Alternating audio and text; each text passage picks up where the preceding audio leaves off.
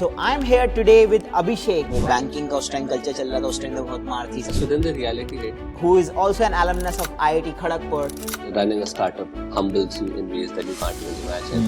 We are basically building the foundational layer, the infra layer for enterprises. I love the hustle. I love the discomfort. As a founder, you have to be ultra optimistic. So I'm here today with Abhishek, who is also an alumnus of IIT Kharagpur and is building a company called Kiwi. Yeah, that's correct. So tell us about Kiwi. So at Kiwi, we are basically building the infrastructure layer for enterprises to build their own agents, AI agents. So thank you for recording this podcast. What are the things that you mainly focused on today? So I'd say, starting from my childhood at Shaktinagar, the campus life in Kharagpur. The OP. The OP, yeah, we spent a considerable amount of time on the goods and bads of OP, and I think it's a fairly debated topic. The transition from from investment banking and private equity to startup, And then continuously hustling. and then continuously hustling. I think maybe towards the end we did focus a little bit on the impact of AI and Gen AI in specific, and how that's sort of shaping up right now, and and different people have different opinions on it, and I think we sort of discussed ours as well. Very cool. So looking forward to your feedback as you watch the full episode where Abhishek shared all the insights, his journey from actually starting with humble beginnings to IIT Kharagpur to private equity and then choosing to hustle through life with his startups. So thank you for being a part of this, and we are excited to have your feedback. Okay, so Jha, आप कौन से batch के हो? 2009, 2009 में आप enter किए, उसके बाद then you graduated 13. and I graduated. So, I mean, when I was in KGP, I mean, आप आरके में थे, मैं तो LBS में था first year में, so never got to meet. Yes. But जहाँ आपके चर्चे बहुत सुने थे KGP में, like, everyone used to say कि भाई, there was like the stud guy in C first. थोड़ा बताओ भाई, like, what do you think? Even I'm not aware of this. Uh-huh. I mean, the only time I've probably heard of this is from you, but not sure. So, Jha, I think funda ये था कि, anyone who graduates and goes with a very high paying job, Yeah. they're remembered. So, which job did you get at that time from graduation? So I joined Deutsche straight after. So I think वो banking का उस time culture चल रहा था, उस time तो बहुत मार थी सब कुछ. Yes. Everyone wanted to be like, TV. Yeah, I mean, a lot of people who weren't going into computer science wanted to get into investment banking. Consulting did not come during our time. So McKinsey, BCG did not come. So उसके बाद क्या हुआ? What really happened once you got into there? Yeah, so then the reality hit. I was there for about a year slightly, and I mean, I realized a lot of what we do, we aren't really applying a lot of brains on it. And so, I mean, I think, slightly more than a year, I quit Deutsche. I moved to a private equity fund, New Silk Route. New Silk Route. So I think if this is about the year 2014, and probably like everyone in KGP is like, okay, there's this guy who's like a very dope guy, Deutsche Bank, actually ends up in PE. PE का काफी craze रहता है ना? Yeah, so once people join investment banking or consulting, the next step for a lot of them is to join venture capital and private equity. So you joined private equity, and then what happened? What happened next? And I worked there for about 2.5, 3 years, roughly. It was good to begin with, just because there's a lot more autonomy that's there. It's a leaner setup. Usually private equities and VCs would be leaner setups. But you start sort of questioning, I mean, is this really that you want to do, or, is this really that you're sort of enjoying doing? And of course, you also get like some bit of experience being there. तो फिर 2 साल में क्या हुआ? आपका हो गया कि Yeah, भाई so then, ये नहीं हमने लिया. correct. So then there were two things, right? One, of course, and usually people after, investment banking, consulting, private equity, typically end up doing MBA, right? And I think that thing was slightly changing by the time, this was probably like 2017-ish, 18. And so, the calling was, start your own thing.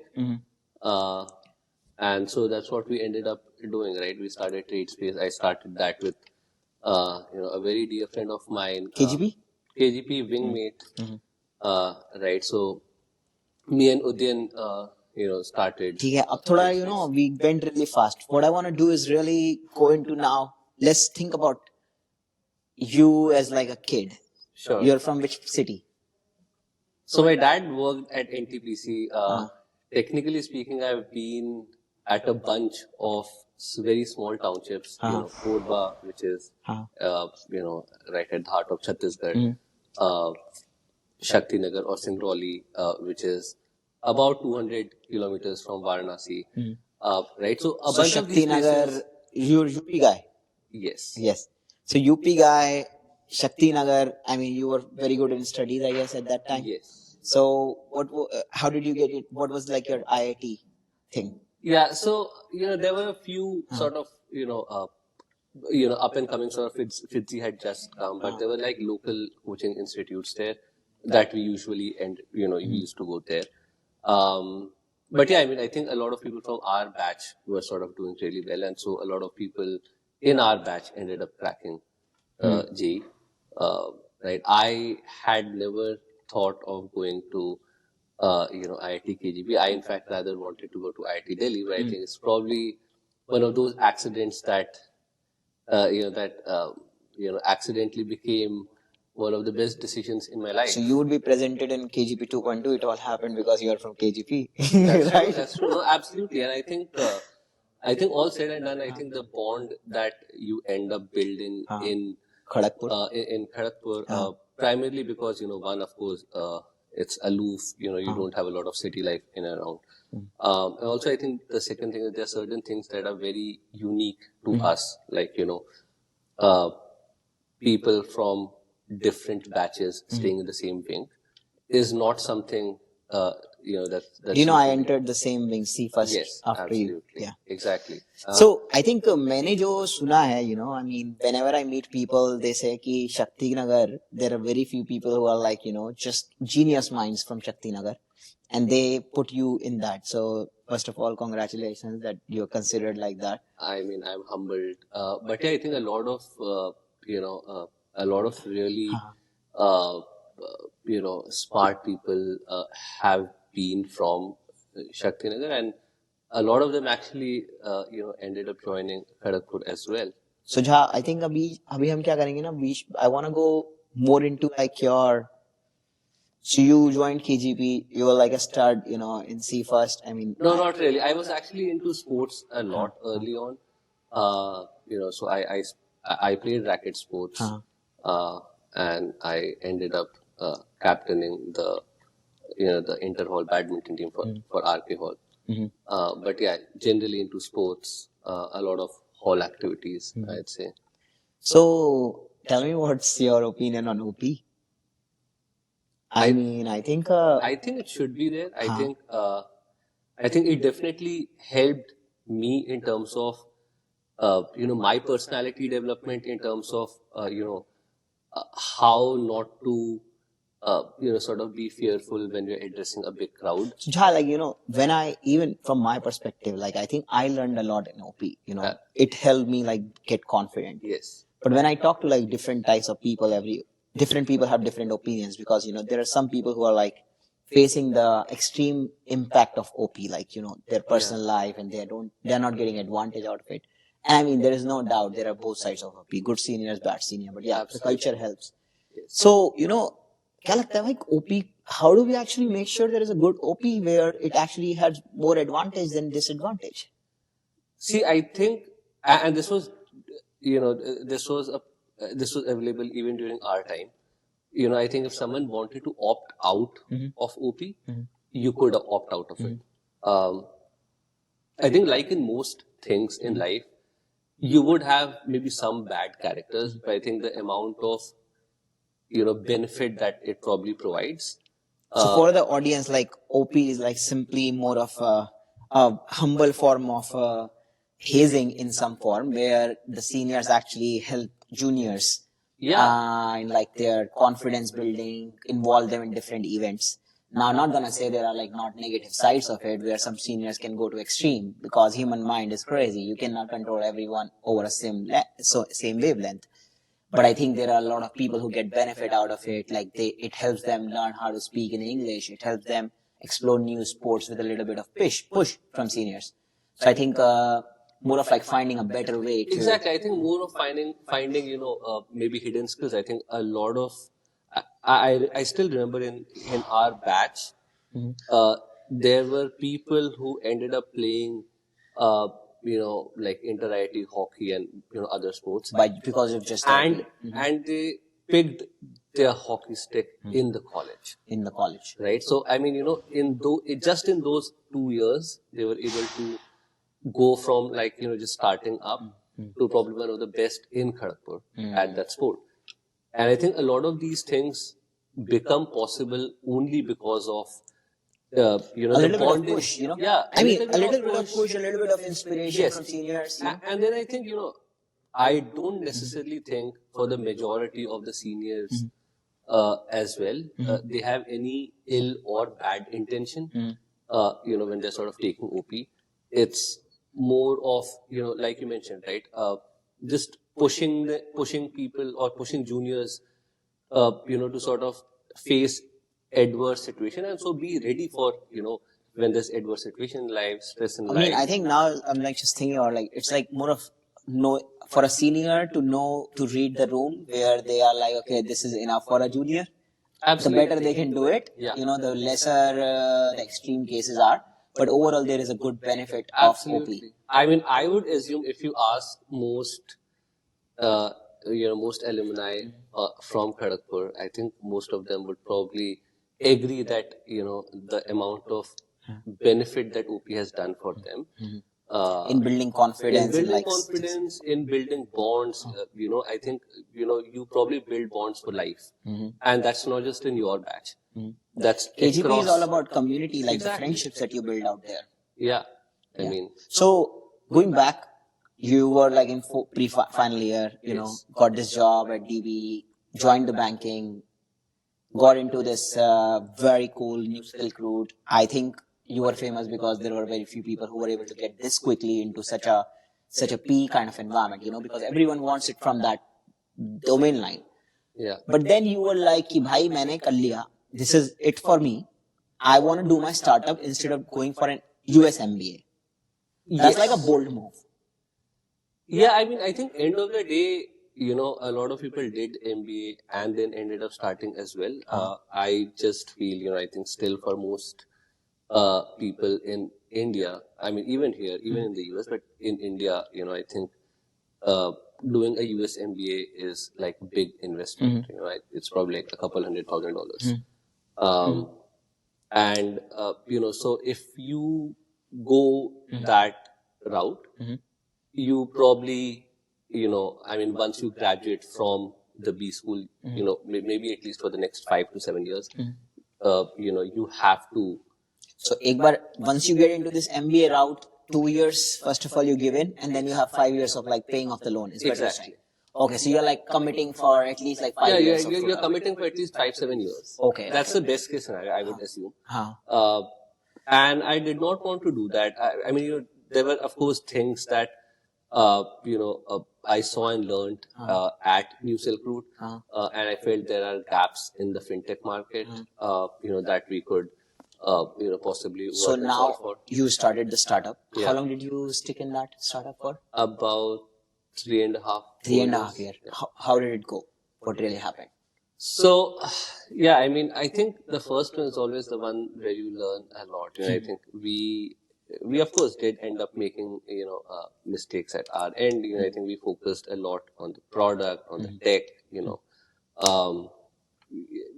Whereas I feel fintech is still a very distribution led game. It's still a very sort of who gets to get the most sort of efficient capital, or who has the supply side sorted the most. And we wanted to basically have more of like a utopian sort of ecosystem where we sort of being like techies and sort of coming in from the technology sphere as well, given our backgrounds from IIT. Wanted to have like a double-ended marketplace, where we're able to sort of, connect lenders, and we had this whole supply chain, financing platform on top of us, where, you could sort of do like dynamic discounting and, vendor-led financing, a bunch of those. But I think what we sort of realized was, it is, I think there's enough demand for customers wanting capital. I think it's about, and they're ready to sort of wait, have more waiting time. They're ready to sort of, file more documents if they're able to get that capital cheaply, even more so. And so I think it boils down to who probably has access to the supply side or the access to capital the most. So it was, I would say it was a, decent output. We, along the way, I would assume, there were avenues where, we could have, done much better. Also, I think in your first startup, you always feel, this is the startup that I'm gonna stick to with life. But I think if you probably get better opportunities, and again, there's no right or wrong to it, but you probably have to assess the situation, and, if you think you could join a bigger sort of, platform company, acquisition isn't a bad route. And we had a couple of really good ones. One of them is probably a unicorn now, or maybe close to, between maybe $500 million to $1 billion fintech startup, that we ended up not joining or selling to. And the other one was also sort of, part of a large. So Jha, I mean, I think when I look at your life, like, all this success trajectory, like getting into IIT, first of all, is like a big deal for, especially as a kid, Yeah. Then you get into TV. I think that's the best job you can get from campus. So it's like a very big deal. Then One getting of them, maybe. one of the best, the new Silk Route is like really top game from TV. Yeah. So in your peers, you were like very successful. So you took a dip there, I'm going to do a startup. Yes. You did a startup, did a lot of grind in like for three and a half years. Yes. Then probably you were thinking of $1 billion outcome. That didn't happen. So how was that hit? Yeah, I think, life just happens maybe, and, you learn, I think that was probably the time that, that I probably learned the most in terms of, taking setbacks, getting back from it, things not working out. I think running a startup humbles you in ways that you can't even imagine. When you're in a private equity or a VC or whatever, you probably, in most cases, you probably end up having like an upper hand, and there are a bunch of companies that end up coming to you. But I think startup really humbles you in that in that sense. I think you'll probably realize, even for the smallest of things, you might have to do like a lot of grind work, and that's still not resulting in what you would want. So yeah, I would say maybe ended up helping me build like a really strong character that I think would probably help me for So when was this? What was the year when you decided to not continue with the startup? 2021. So so of course there were a bunch of these events. There was IL&FS crisis that had come in. There was Yes Bank crisis that had come in, and then COVID hit. And I think the movement had stopped. The lenders, I mean, in the credit business, if the lenders stop giving credit, the entire value chain sort of breaks down. And that was sort of what was happening. I think the entire ecosystem was of the fintech industry was going through a very big turmoil back then. So 2021. Yeah. You were like, let's close this business. Let's close this. Yeah, we actually ended up selling like the product and a bunch of those things to our biggest sort of strategic customer. That's good. So now, I mean, a normal person would either be like, okay, I'm gonna chill out now. I'm gonna like take a job or something. What did you do? No, I think, yeah, I mean, there are two kinds of people, I'd say. I think people who sort of move to the other side, from maybe from job to doing like a startup. And once they sort of get a sense of what it is like to run a startup and, and do what you envision or what your vision is, and things like that, and you have like a lot of autonomy that obviously running a startup provides you. It's also hard to get back, to the other side. And so we started this, another venture after that, breakout, which was again in the similar space, but we wanted to build like an AR, accounts receivable, accounts payable, a SaaS automation suite. Ended up building that and revenue-based financing. What we also wanted to do was, target more sort of modern businesses this time that could sort of result in faster movement. Could not, come and build a business in the US back then. I think the COVID had stopped, sort of cross-border movements. So you did that for how long?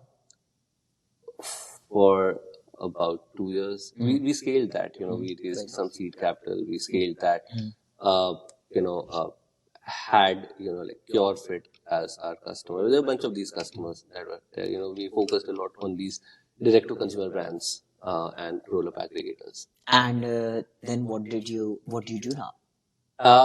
So we did that, but I think, I sort of realized, I think in the Indian market, in the fintech ecosystem, I think in most cases, if you look at it, I think credit is still the business model that sort of works. Of course, there are exceptions to it, but I think in most cases, this is what works.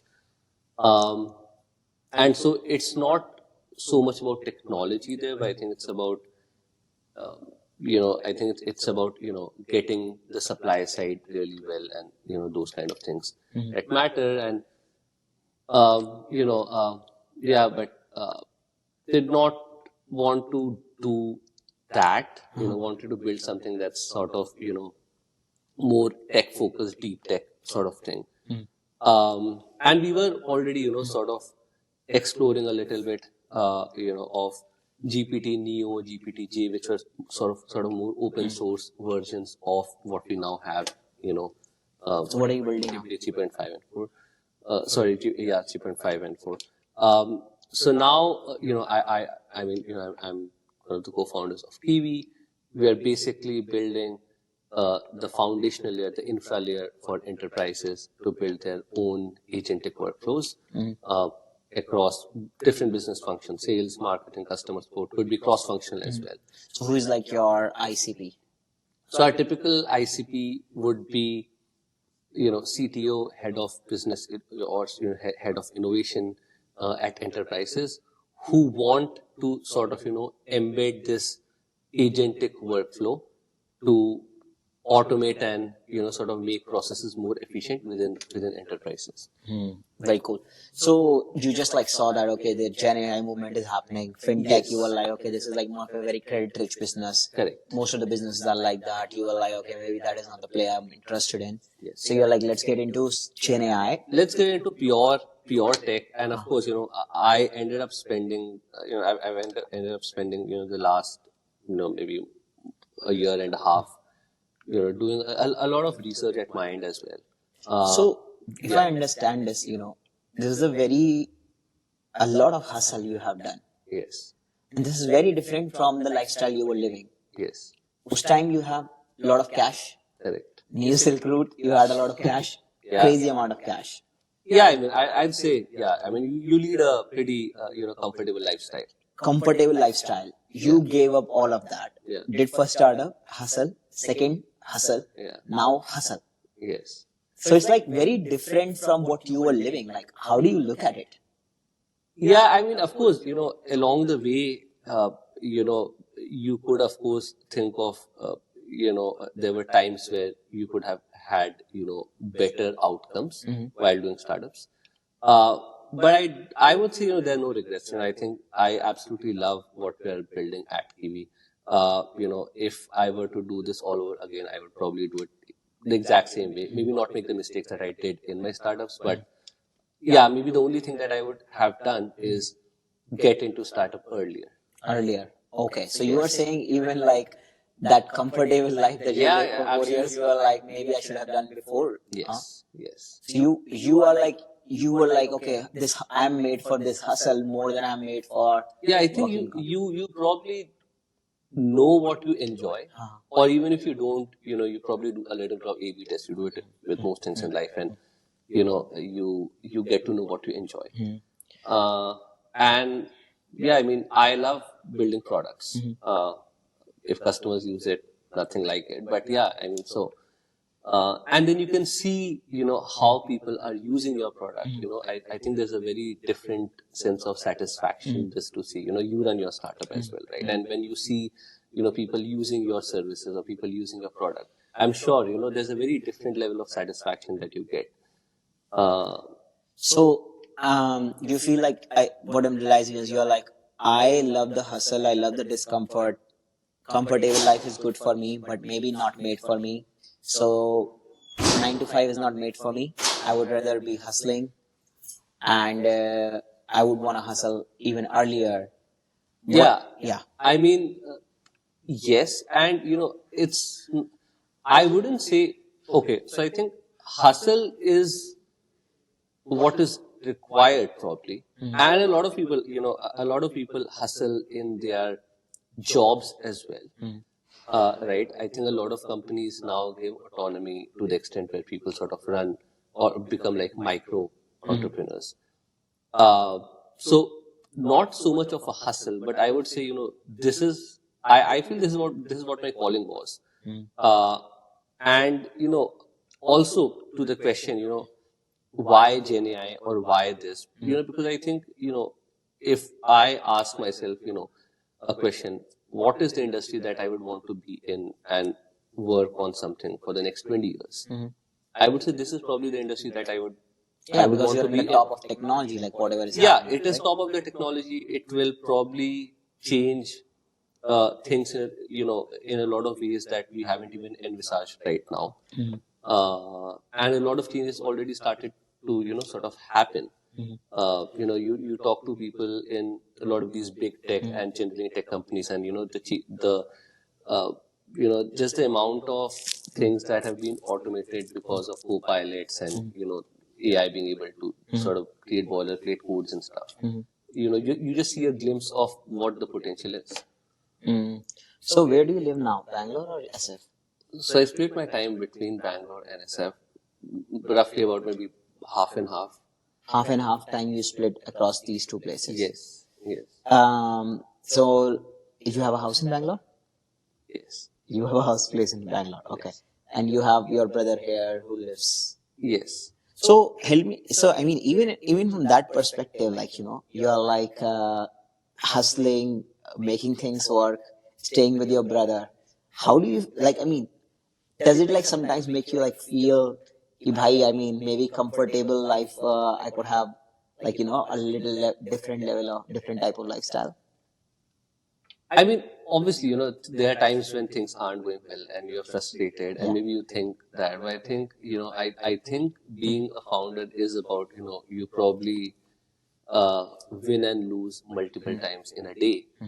And I think as a founder, the biggest sort of superpower that we have is there's a new day every day, right? And you come up. There is optimism around yeah, it. and you hustle. Yeah, I mean, absolutely. I mean, as a founder, you have to be ultra optimistic. Like you have to be super optimistic. There are 99.9% reasons of why your startup might not work or succeed, but you still believe in that 0.1% because of which you're hustling and you believe that your startup would succeed. So yeah. Very cool. So now, help me understand, with you have been from KGP, how have you leveraged KGP over these years? Like, looks like you got a co-founder from KGP. Absolutely. And since then, how KGP has been helpful to you?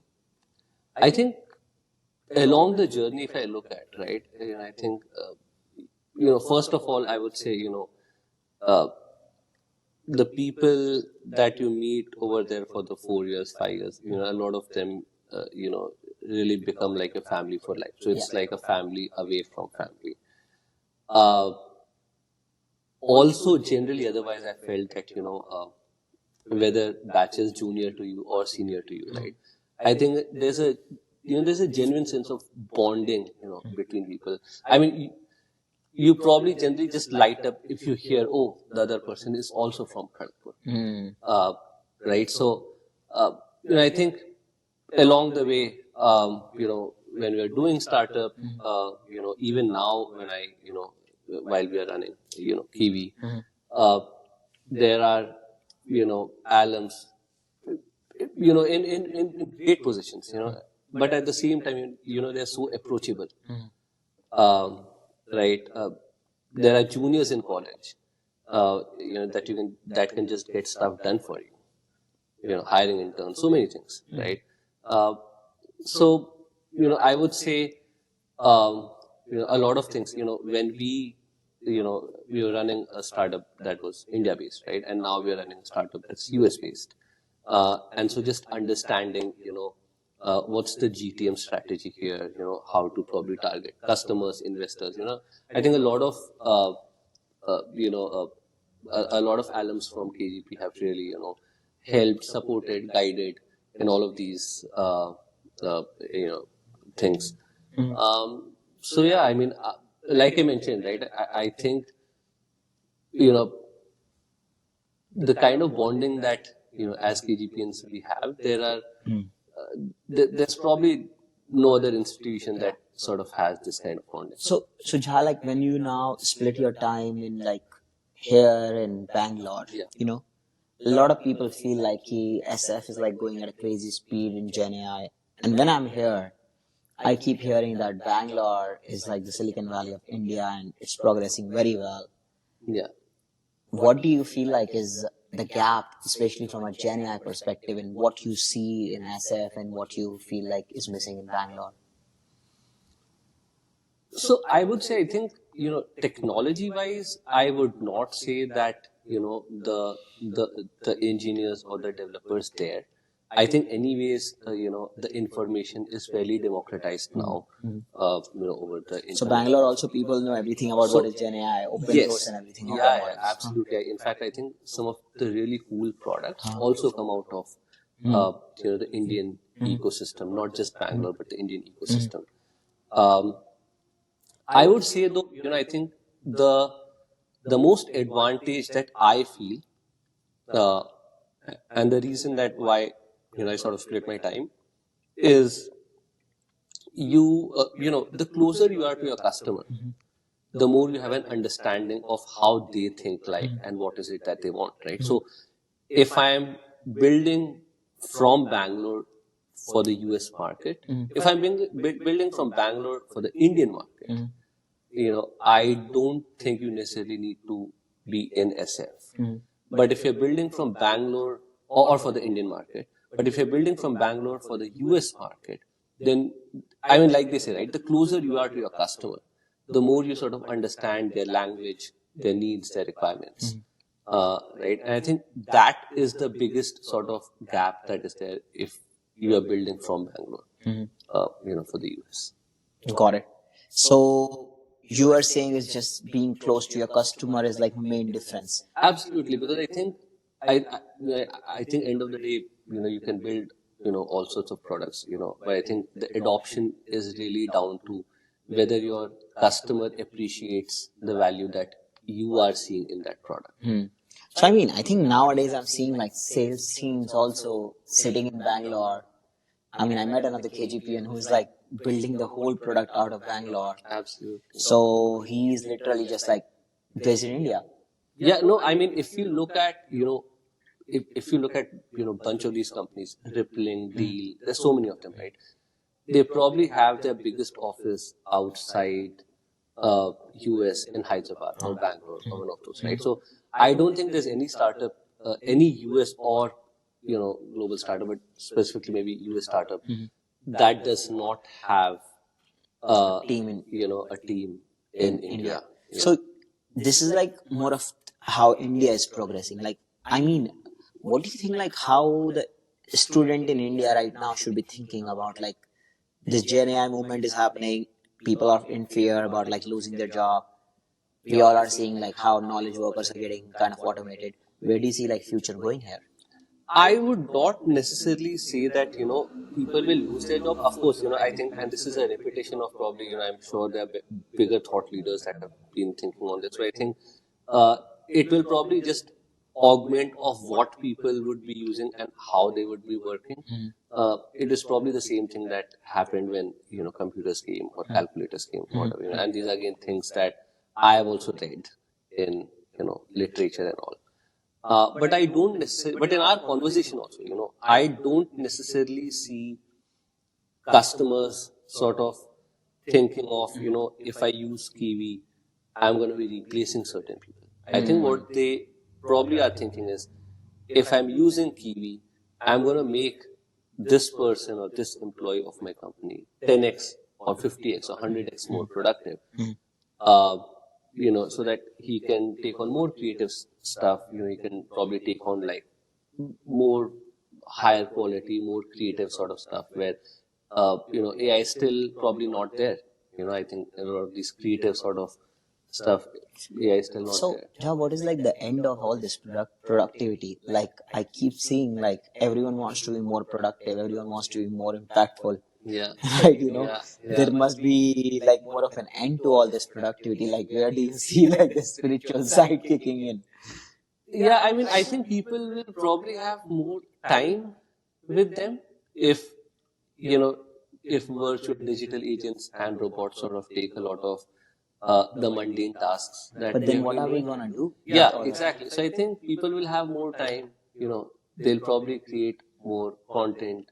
They could become more spiritual, right? But I think, yeah, I mean, it's a hard question, and a question that a lot of us are still sort of guessing. Um, but I definitely feel that this whole Gen AI movement will probably create jobs and avenues that people have not thought of. Like, think of it this way, right?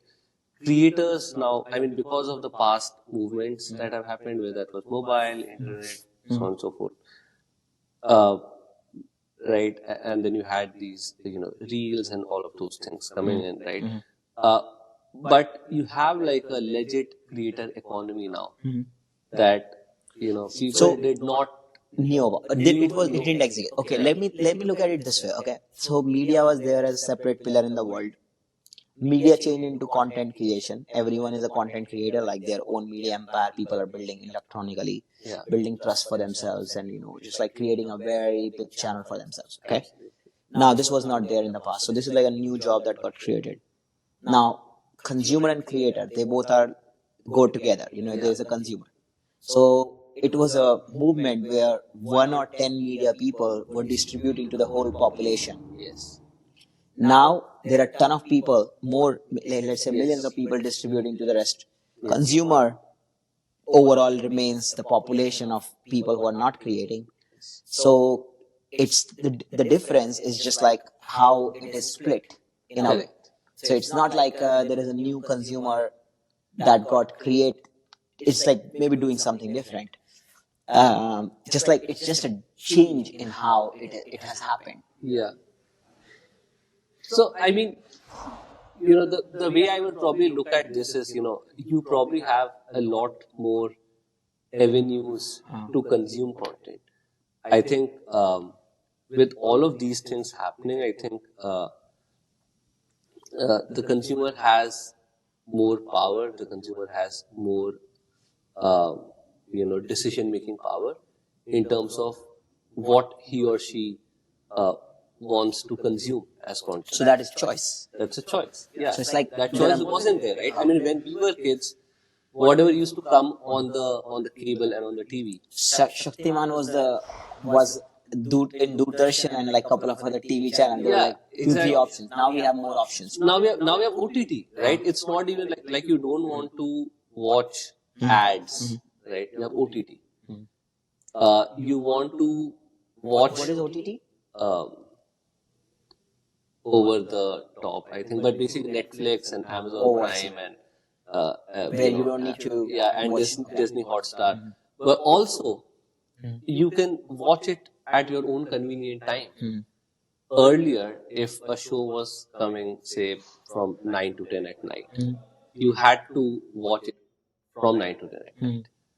Now, you can watch it whenever you want. Whenever you want. So the convenience has So the improved. convenience, yeah, and I think more and more the technology companies and the media companies and generally people are trying to make it more convenient for the consumer to consume content or any other service that they want to provide. So the way I think what we are seeing is the difference is like you just have so many choices. You can pick up what you want. Even if it's like your spiritual path, you can pick up your spiritual path and stay away and isolated from the world, or you can pick up any of the paths that the world offer, and you have just more options now.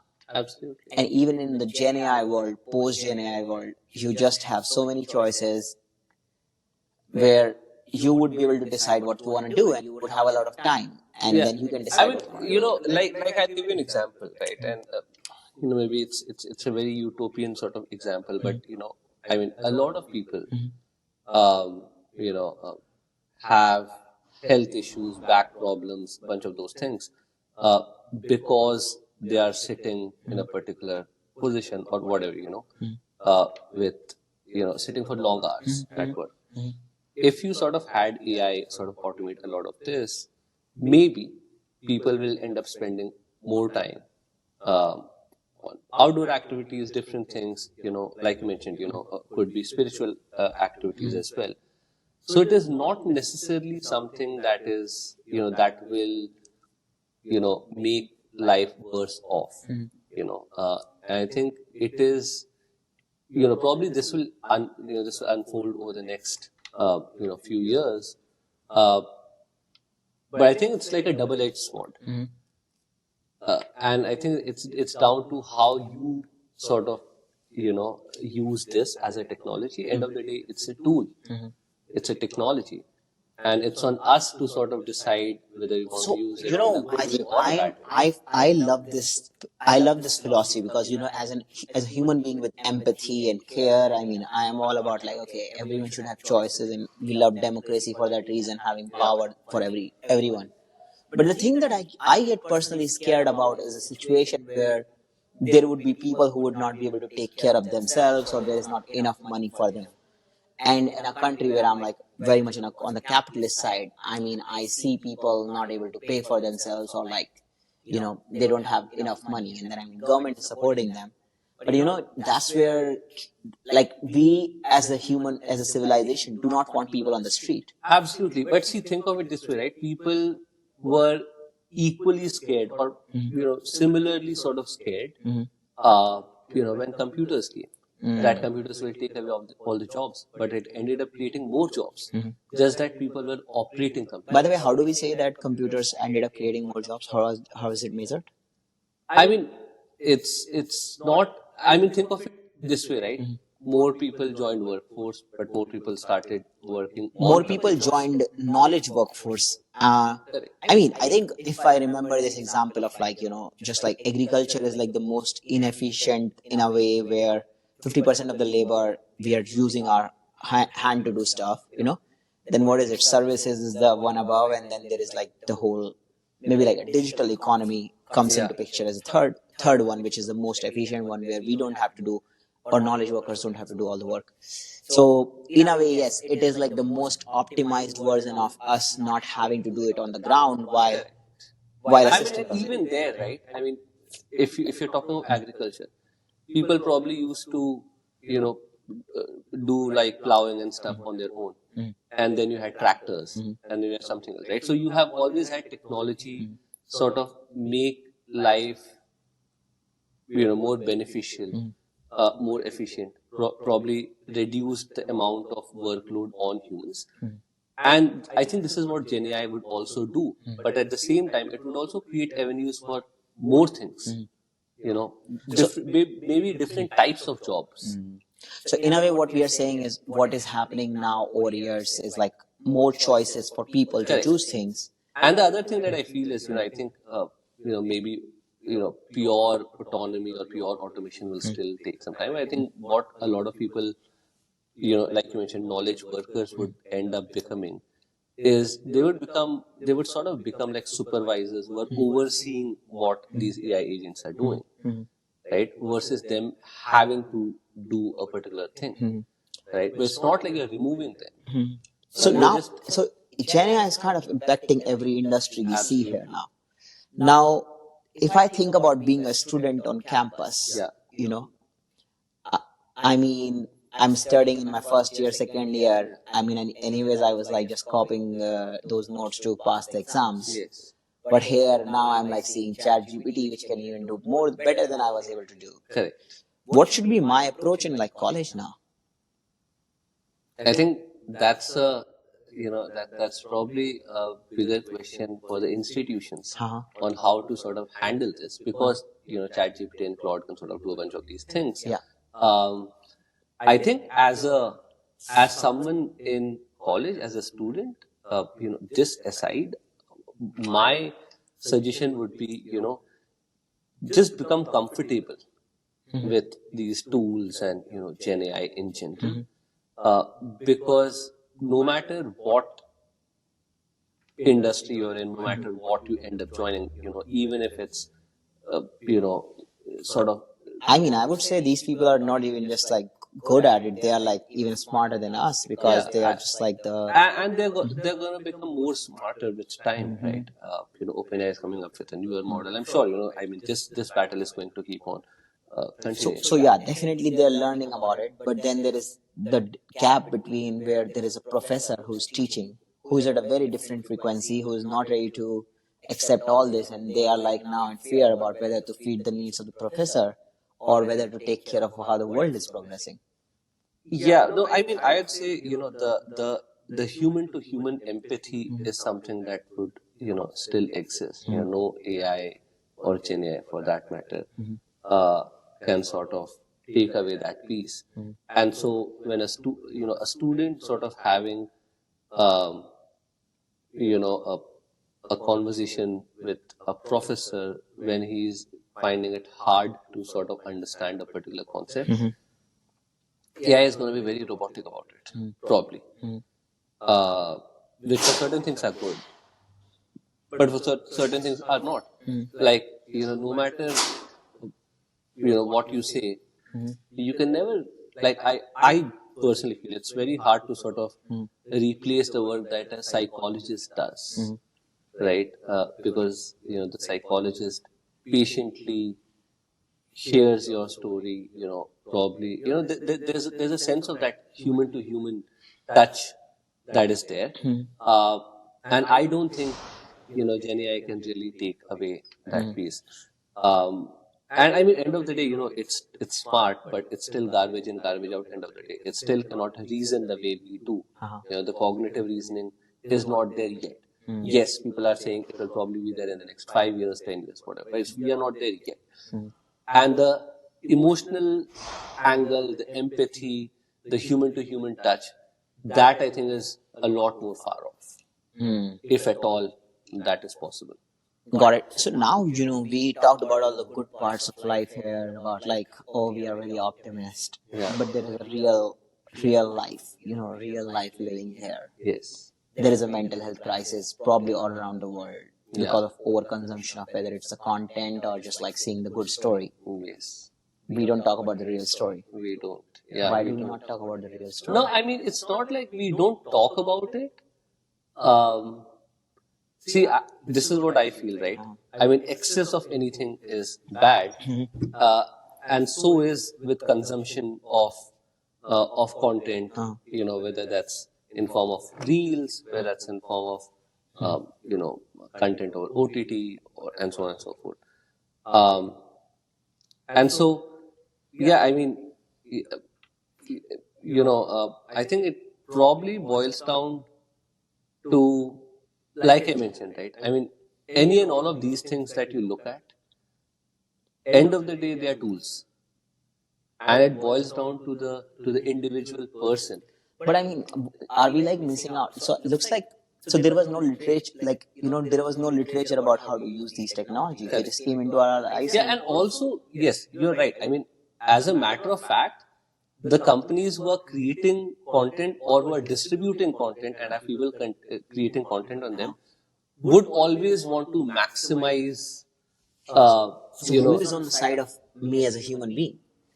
Like who's like actually routing for me that hey, this is where you can live a good life. If the capitalist companies, they are all about like hey, I want you to do more and more, yes, then who is on my side to ensure that I live a good life? I think, and that is where I feel, I think that boils down to, as a community, are you sort of taking care of each other or not? So you're saying Because if you are going on the wrong path, maybe I'll probably bring you to the right path, and vice versa. And so, I think hence that community angle uh, is extremely important, and probably that that protects us from sort of straying away in the wrong path. so all these problems I keep hearing about, like depression is there in the society and loneliness is there. Yes. I mean, what do you think about these things? Like, are they new to the humanity with technology, or they were always there? What is happening? No, again, I think with more technology, with more sort of being able to, consume content, you have people spending a lot of time by themselves, and being distant, and a bunch of these things, phenomena that weren't existing before, and that has probably led to these things. And I mean, think of it this way, right? Maybe 50 years back or whatever, 70 years back, there was probably very few, or probably TV was rare or non-existent, or but like rare. And so and which is probably still existing in most sort of say villages in India, right? What do? They come out, there's like community gathering, they end up spending evenings, nights there, right? And so you have a regular touch point with other people. And I mean, we are social animals, uh, right? So this is this is sort of understanding how brain works and then playing along with it, with how the content is being created, distributed, made viral, all of that. But it's not natural to us, I would say. Natural was probably what was before. And I'm not saying that we need to go back to that. But I think there needs to be a balance. So, I mean, gossiping was very natural to human beings. Like, Yes. this is Right. You are in a community, and so you're talking a lot. yes. And now you end up watching a movie, say, a TV series marathon. But for you are 2 not days. spending enough time to So you're talk not to spending time with other people. So gossiping was normal. You don't get to gossip, then you feel alone because you're spending way too much time on social media. This is Yeah, on social media, on OTT content, just watching. I mean, people. I mean, uh, I've done that as well. And you don't realize. I mean, that's the hard part, and I think most people will be able to sort of relate to it. You start scrolling on the reels on Instagram or something, and you probably have done it for like 2 hours, and you don't realize that 2 hours have passed. So how do you now keep a check? I mean, yeah, you of course have apps and all to do that, and I have an alarm system that if it reaches half an hour, it just tells me that, So it's not. So this suffering is like not for any one person. Like this is like all Yeah, humanity is going through now. I would say most people would be able to relate to something like this. Yeah. I mean, I sometimes wonder like why social media companies actually not put a like hook on these things. Like I mean, they did create like these alarms. They were like, okay, you use your alarm. No, but aren't they incentivized to maximize the amount of spend you? They the do, amount but of at time the you same spend time, on that they are platform. also mission-oriented companies. They say they have a mission. So I mean, the boundary between I think capital and it's a very gray area, I would say. And I think if it is and you look at social media as an industry, and there's just so much cutthroat competition. There's Meta, with Instagram and Facebook. There's TikTok. There's so many of them, right? There's Snap, and so there's so much cutthroat competition that it's just hard for you to. That is what I feel. To sort of consciously from your end as a company promote this, that you do not want people to spend more than X number of hours. Yeah. So you're saying no one is ready to be like that. I am a Yeah, which is why I think you sort of see a bunch of these regulations around it and all of this, and maybe government could do something like this, but I mean it's hard to sort of regulate. I'm sure there would be some. Now let's talk about like India. Yeah. You have been in India for most of your life. You Yes. see growth of India. How are you seeing? I mean, India still goes through a lot of challenges. Absolutely. But I I think, mean, yeah. I'm an India optimist. At the same time, I see the reality that even the problems of roads and all these things still exist. Like, and I mean, the people move out of India because of the quality of life. So, how are you seeing, and what is like your thinking around it? I would say, there, I mean, you sort of see a reverse phenomenon as well now. Maybe it's still rare, but you have people who are moving back to India, for different reasons. And yes, you're right, I mean, India has its own set of challenges, maybe on the infra side, but I think, the demographic dividend that we have, the middle class that we have that is driving the country is just so strong and so solid that, I mean, of course, everyone is sort of aware that India is already a superpower and it's going to become like a much bigger superpower in the years to come. But I think the middle class, I would say, is the heart of what is driving, whether that's innovation, whether that's development. I mean, no matter which government comes, you will always see that the country grows at 7-8%, no matter what. And I think the reason for that is the middle class doesn't really care, no matter who comes. They're still sort of doing the grind, and that's driving the economy. And I think a lot of people are very, very optimistic about it. Which What is do you think why about the quality of life? I think the quality of life uh, at most places in India, As a middle class person? as an upper middle class, would be at par with the similar sort of stature of person in the US. In some cases, maybe even better. So I think that comparison, that sort of now that delta or the gap is starting to reduce. And what do you think about the pollution and all these things?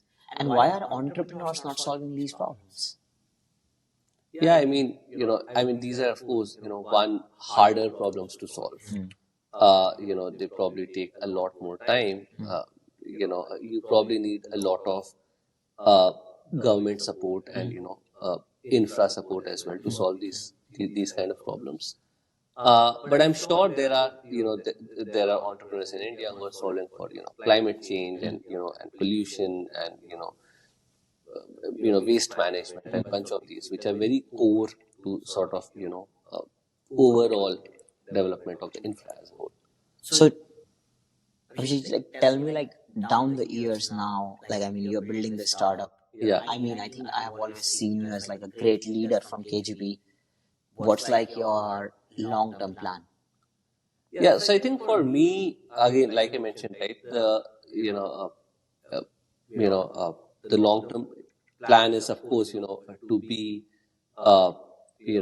in SF, because sort of,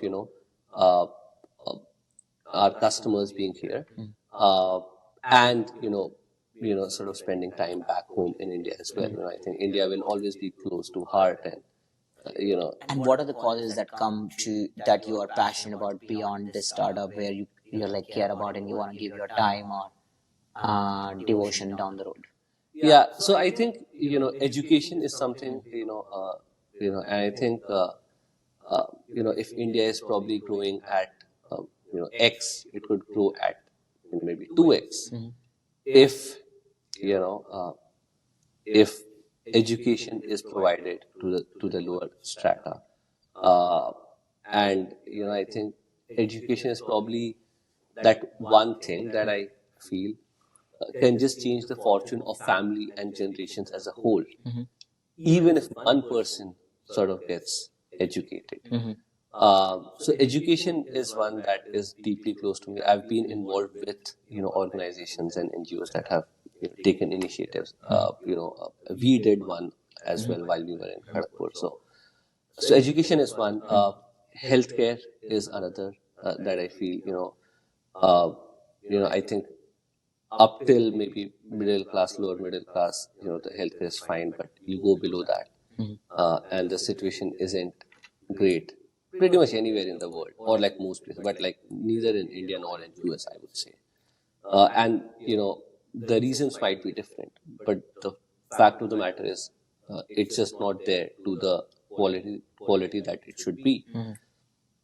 And so, yeah, I mean, that's the other sort of area where I would like to contribute, where I'd like to be a part of in making change. My last question to you is like, who do you look up to inspiration and why? So, of course, there are, there are a bunch of people, who I look up to for different, reasons.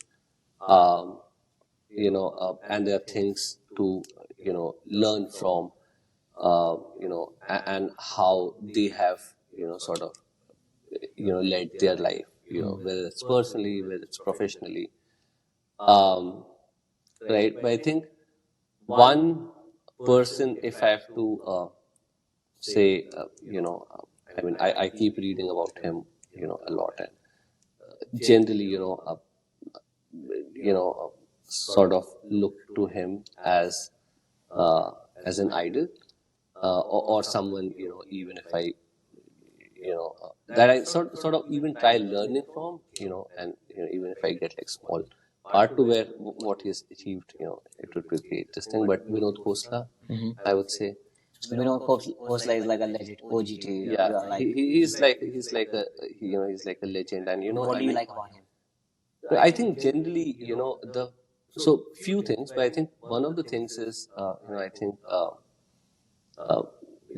he has like, clarity and can have very strong opinions on things, and doesn't back down from, having those unpopular opinions as well, which I think a lot of people sort of, try going via the popular opinion route. Of course, all the things that, he's sort of done, whether it was Sun Microsystems and Khosla Ventures and all of that is, of course, great. But I think I fundamentally like, just the clarity of thought that he has, and, and then backing that up without thinking whether that's a popular opinion or not. I think, yeah. So, Like also you like his strong opinions over things. yeah, clarity and standing by that. Very cool. Thank you so much, Abhishek, for being here, and I'm wishing you the best in your startup journey ahead. And KGP community is here to support you in your journey. Thank you for sharing your journey, and we're wishing you the best. How can KGPians support you? First of all, thank you, Atal. Thank you so much, for having me here.